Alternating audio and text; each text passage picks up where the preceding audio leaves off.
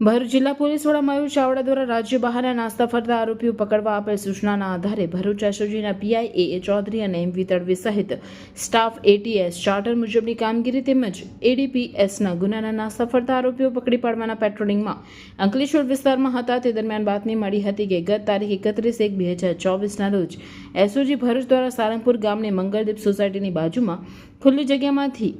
10.3 kilo માદક પદાર્થ ગાંજો મળી કુલ 6.10 લાખનો મુદ્દામાલ કબજે કરવામાં આવ્યો હતો, જે ધી નાર્કોટિક્સ ડ્રગ્સ એન્ડ સાયકોટ્રિપ